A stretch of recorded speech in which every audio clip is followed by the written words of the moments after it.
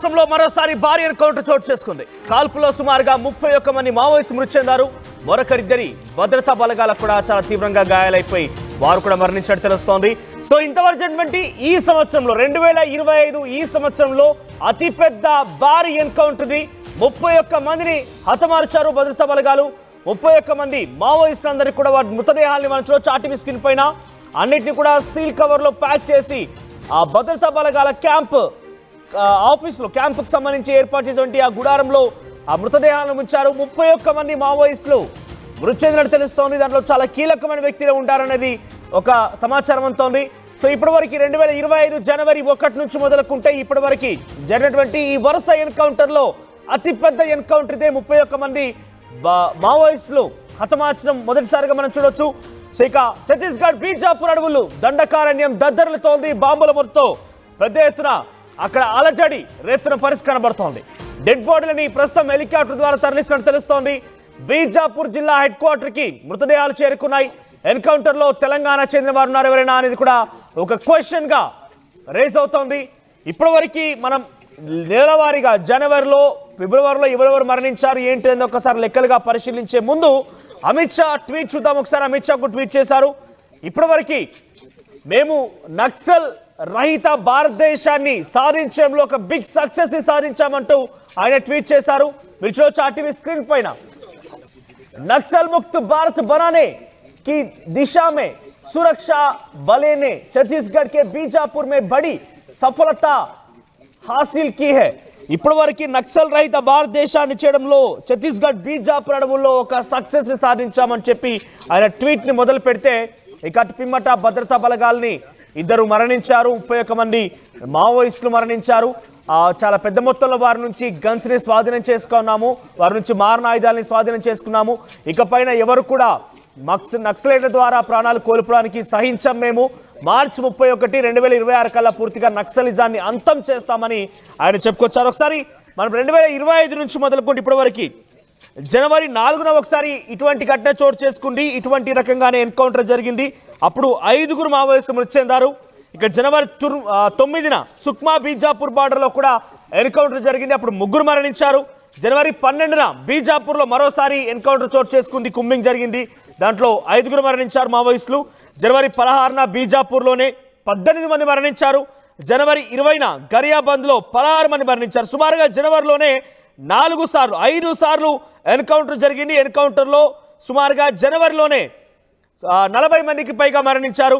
ఇక ఫిబ్రవరి 2వ తేదీన మరోసారి ఎన్కౌంటర్ జరిగింది. ఎన్కౌంటర్లో గరియాబంద్లో 8 మంది మరణిస్తే నిన్న ఫిబ్రవరి 9 శనివారం రోజు నుంచి ఫిబ్రవరి 9 అంటే ఆదివారం శనివారం రాత్రి 8 గంటల నుంచి ఆదివారం మధ్యాహ్నం 12 గంటల వరకు కూడా 16 గంటల పాటుగా ఈ ఆపరేషన్ కొనసాగింది. ఈ ఆపరేషన్లో 31 మంది మావోయిస్టులు మరణించినట్టుగా తెలుస్తోంది. సో మొత్తం మీద జనవరి 1 నుంచి ఫిబ్రవరి 10వ తేదీ ఈ రోజు వరకు ఈ 40 రోజుల్లో 92 మంది మావోయిస్టులు మరణించారు. ఎన్కౌంటర్లో 92 మంది మరణించినట్టు తెలుస్తోంది. ఇది చాలా పెద్ద ఎదురు దెబ్బ అని చెప్పొచ్చు. మావోయిస్టులకి చాలా పెద్ద కోలుకోలేని దెబ్బ ఈ 92 మంది మరణించడం అనేది. మరి దీనికి సంబంధించి ఎలా ఉంటుంది? ఇప్పటివరకు మరణించిన వారిలో కీలకమైన నేతలే ఉన్నారు. మనం చాలా వరకు మాట్లాడుకున్నాం. ఇప్పుడు ఈ రోజు మరణించినటువంటి 31 మంది మృతదేహాల్లో కీలకమైన వ్యక్తులు ఎవరెవరు ఉన్నారు వారికి సంబంధించిన డీటెయిల్స్ మనం తెలుసుకునే ప్రయత్నం చేద్దాం. ప్రతినిధి ఉదయ్ జాయిన్ అవుతున్నారు ఫోన్ లైన్లో. ఎస్ ఉదయ్, ఏంటి ఈ రోజు 31 మంది మరణించిన దాంట్లో ఎవరైనా కీలకమైన వ్యక్తులు ఉన్నారా? అంటే కొంతమంది అటు ప్రతిపక్షాలు కానివ్వండి, ముఖ్యంగా విపక్ష పార్టీలు కానివ్వండి, మావోయిస్ట్ సానుకూలమైనటువంటి కొన్ని కమ్యూనిస్టు పార్టీలు కూడా ఇదంతా బూటకపు ఎన్కౌంటర్లో ఎవరైతే మావోయిస్టు మద్దతుదారులుగా ఉన్నారో వారిని మాత్రమే హతమార్చి మావోయిస్టుగా వారికి ముద్ర వేస్తున్నారని చెప్పి వాళ్ళందరూ చెప్తున్నారు. సో ఈరోజు 31 మందిలో ఎవరెవరు ఉన్నారు, వారికి సంబంధించిన డీటెయిల్స్ ఏంటి? ఛత్తీస్గఢ్ చరిత్రలోనే యాంటీ నక్సల్స్ ఆపరేషన్ లో నిన్న జరిగినటువంటి ఎన్కౌంటర్ 2వ ఎన్కౌంటర్ గా భద్రతా బలగాలు పేర్కొంటున్నాయి. గత ఏడాది అక్టోబర్ 4వ తేదీన నారాయణ దంతవాడ జిల్లాల సరిహద్దు అబూజ్మట్ లో అతిపెద్ద భారీ ఆపరేషన్ జరిగింది.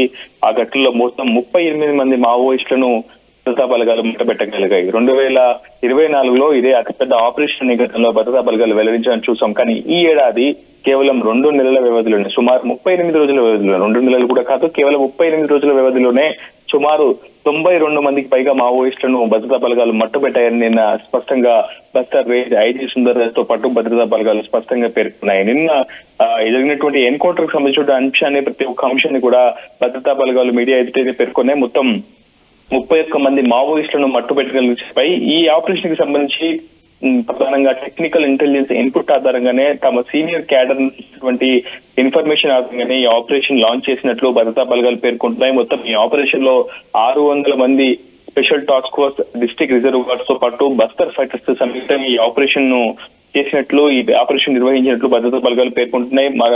ప్రధానంగా డిస్ట్రిక్ట్ రిజర్వ్ గార్డ్ సంబంధించి హెడ్ కానిస్టేబుల్ నరేష్ రు, అదేవిధంగా కానిస్టేబుల్ వసీత్ రాబ్తేను తాము కోల్పోయినట్లు కూడా భద్రతా బలగాలు పేర్కొన్నాయి. ఈ ఇద్దరు జవాన్లు ఆ మరణం పట్ల ఛత్తీస్గఢ్ ప్రభుత్వంతో పాటు కేంద్ర ప్రభుత్వం కూడా స్పందించింది. ఆ వీర మరణులకు నివాళులు కూడా అర్పించినటువంటి పరిస్థితి కనిపిస్తుంది. మొత్తం మావోయిస్టులో 11 మంది మహిళలు, 20 మంది పురుష మావోయిస్టులు కూడా భద్రతా బలగాలు పేర్కొని ఈ ఆపరేషన్ కి సంబంధించి ఇంకొంత ముందుకు వెళ్తే మనం ఈ ఆపరేషన్ సరిగ్గా ఇంద్రావతి నేషనల్ ఏరియా పార్క్ సమీపంలోని మందేడ్ అటవీ ప్రాంతం ఫర్సేగర్ పోలీస్ స్టేషన్ పరిధిలో నిన్న ఉదయం నుంచి అటు భద్రతా బలగాలకు అటు మావోయిస్టులకు మధ్య ఎదురు కాల్పులు జరిగినట్లు సమాచారం ఉంటుంది. నిన్న సాయంత్రం 4 గంటల వరకు కూడా ఈ ఆపరేషన్ కొనసాగినట్లు తెలుస్తుంది. ఆ తర్వాత సుమారు ఆ ఘటనా ప్రదేశం నుంచి 10 కిలోమీటర్ల వరకు కూడా మావోయిస్టుల మృతదేహాలకు సంబంధించినటువంటి సర్చింగ్ కూబింగ్ ఆపరేషన్ ను భద్రతా బలగాలు అయితే చేపట్టాయి. ఏదేమైనప్పటికీ గత ఏడాది జరిగినటువంటి మావోయిస్టు ఎన్కౌంటర్ ఆపరేషన్స్, ప్రధానంగా యాంటీ నక్సల్స్ ఆపరేషన్ లో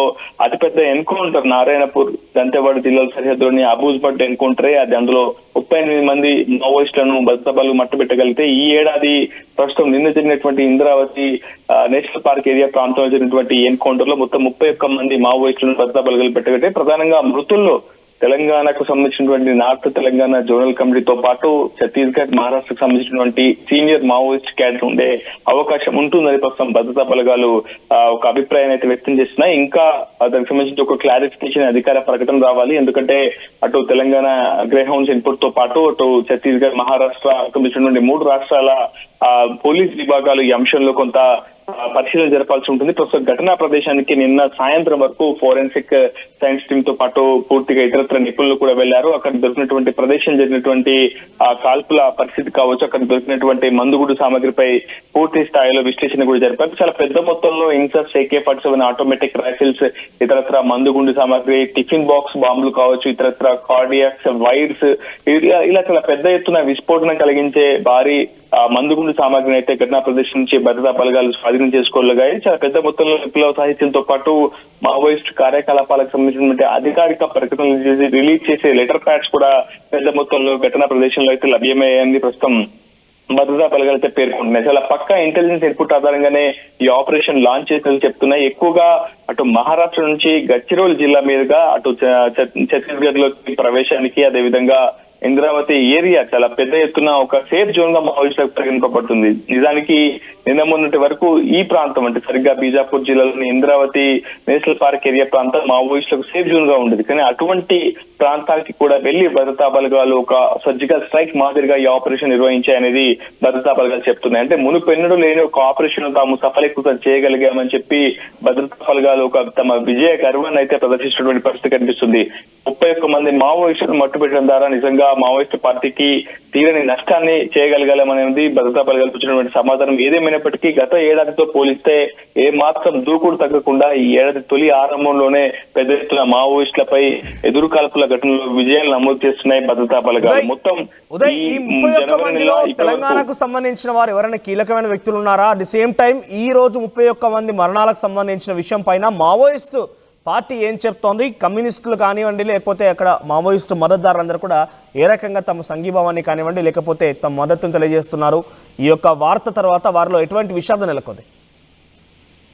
మొదటి నుంచి కూడా జరుగుతున్నటువంటి వరుస ఎన్కౌంటర్లపై ఎక్కువగా మావోయిస్టు మృతి చెందుతున్న అంశాన్ని ప్రధానంగా పౌర హక్కుల వ్యక్తులు కావచ్చు, ఆ పార్టీ సానుభూతి పరులు, ప్రజా సంఘాలు పెద్ద ఎత్తున ఆవేదన వ్యక్తం చేస్తుంటాయి. ఇవన్నీ కూడా బూటకపు ఎన్కౌంటర్లని ప్రజా సంఘాలు ప్రతి విషయంలో కూడా ఖచ్చితంగా రెస్పాండ్ అవుతూ ఉంటాయి. ప్రధానంగా వాళ్ళు ఆరోపిస్తున్నటువంటి ఒక కీలకమైనటువంటి అంశం, ఎందుకు మృతుల సంఖ్య క్రమక్రమంగా పెరుగుతూ ఉంటుంది, గంట గంటకు ఎందుకు మృతుల సంఖ్య పెరుగుతూ ఉంటుంది, వీళ్ళని చాలా పకడ్బందీగా ఆ ఘటన ప్రదేశానికి తీసుకువెళ్లి బూటకపు ఎన్కౌంటర్ చేశారని ప్రధానంగా పౌర హక్కుల పెద్ద ఎత్తున తమ అభిప్రాయాన్ని వెలిబుచ్చుతూ ఉంటారు. కానీ భద్రతా బలగాలు మాత్రం ఖచ్చితంగా తాము ఒక ప్లాన్ ఆపరేషన్ చేశాము, వాళ్ళు తాముకు తారసపడ్డప్పుడే ఎదురు కాల్పులు ప్రారంభించినప్పుడే తాము తిరిగి ఆత్మరక్షణ కోసం ఎదురు కాల్పులు జరిపామని చెప్పి భద్రతా బలగాలు కూడా అనేక భిన్నమైనటువంటి సమాధానాలు వినిపిస్తుంటాయి. ఏదేమైనప్పటికీ దండకారణ్యం వ్యాప్తంగా రక్తపాతం అనేది అటవీ ప్రాంతంలో నిత్యకృత్యం అయిపోయింది అనేది మనం చూస్తూనే ఉన్నాం. ఎందుకంటే గత ఏడాది దాదాపు 163కు పైగా సైనిక ఆపరేషన్ జరిగితే మొత్తం 290 మందికి పైగా మావోయిస్టులకు చెందినటువంటి ఉదంతాలు కనిపించింది. సో ఈ ఏడాది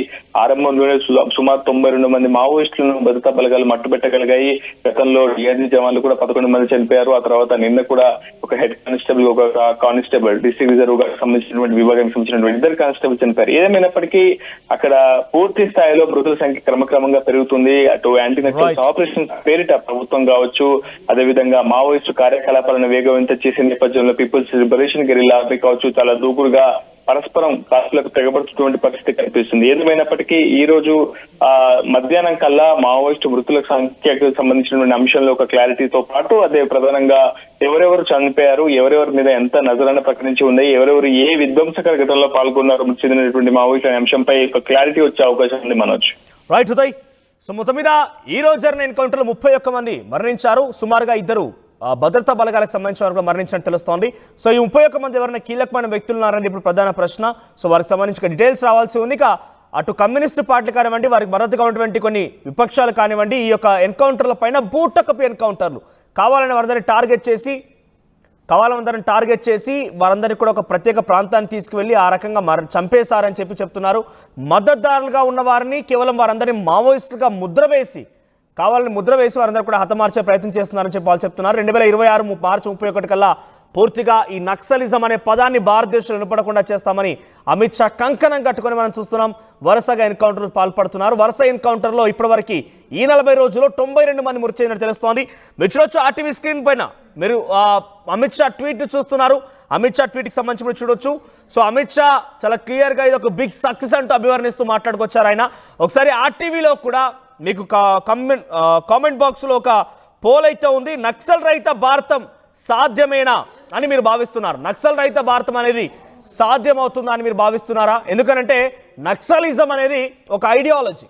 ఆ ఐడియాలజీని పూర్తిగా లేకుండా రూపుమాపాలనే ఆలోచన బీజేపీ చాలా కంకణబద్ధంగా ముందుకు వెళ్తోంది. మరి దాన్ని సాధ్యం కాకుండా దాన్ని పూర్తిగా కూడా రహితం చేయడం అంటే పూర్తిగా తొలగించడం అనేది సాధ్యమవుతుందా? మీ అభిప్రాయాన్ని కామెంట్ రూపంలో తెలియజేసే ప్రయత్నం చేయండి.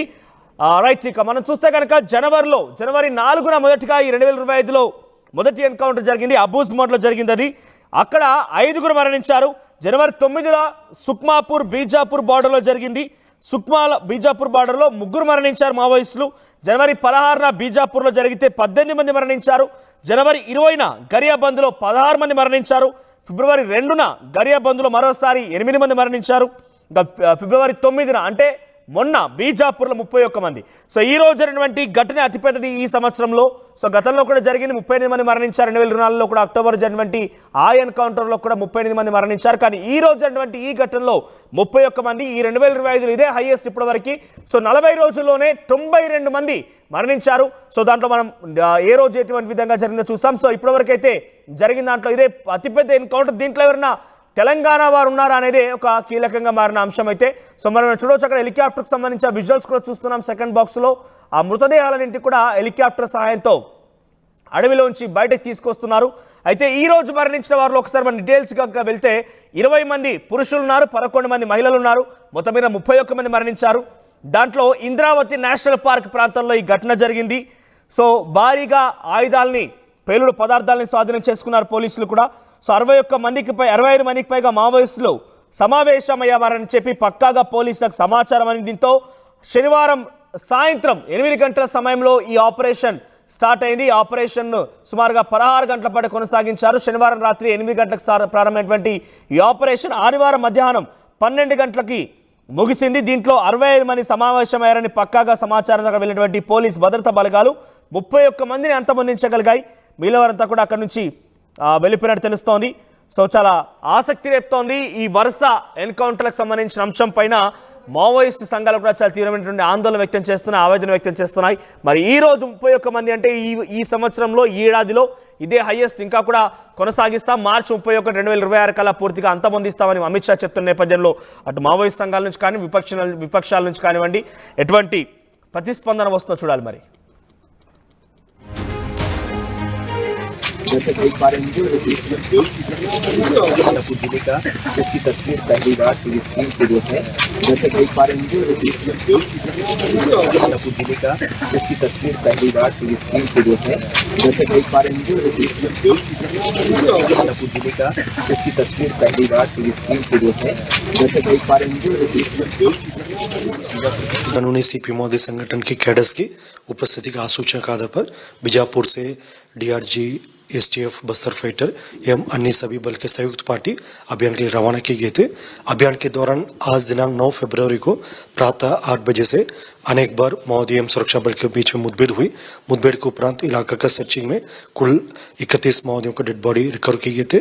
उसमें 11 महिला माओवादियों का डेड बॉडी भी शामिल है और इलाका में सर्चिंग में AK-47 INSAS SLR 303 rocket launcher जो माओवादी द्वारा निर्मित किए थे और BGL लॉन्चर सेल्स एवं काफी बड़ी संख्या में अन्य जो आर्म्स अम्युनिशन भी बरामद किए गए थे। इस मुठभेड़ के दौरान हमारा एक डीआरजी और एक एसटीएफ का कुल 2 जवान घायल हो गए। दोनों घायल जवान को मुठभेड़ स्थल से इंडियन एयरफोर्स के हेलीकॉप्टर के माध्यम से रायपुर एयरलिफ्ट किए गए थे। दोनों जवान का इलाज अभी रायपुर में जारी है और उनकी स्थिति सामान्य एवं खतरा से बाहर है। मुठभेड़ के दौरान हमारे एक डीआरजी और एक एसटीएफ कुल 2 जवान माओवादियों से बहादुरी से लड़ते हुए उन्होंने वीर गति प्राप्त कर लिया। दोनों शहीद जवान का पार्थिव शरीर जिला मुख्यालय बीजापुर लेकर आ गई। कल उनकी अंतिम सलामी और आगे की कार्रवाई की जाएगी और आसपास इलाका में reinforcement team DRG STF Bastar fighter CRPF एवं अन्य बल के द्वारा सर्चिंग अब की गए थे और शासन के मंशानुरूप और क्षेत्र की जनता के इच्छानुरूप पुलिस मुख्यालय के मार्गदर्शन के माध्यम से लगातार बस्तर संभाग के अंतर्गत DRG STF Bastar fighter CRPF cobra BSF ITBP SSB CF एवं अन्य सभी सुरक्षा बल द्वारा समर्पित होकर अभी नक्सलवादी अभियान संचालित की जा रही है, जिसका परिणाम काफी सकारात्मक।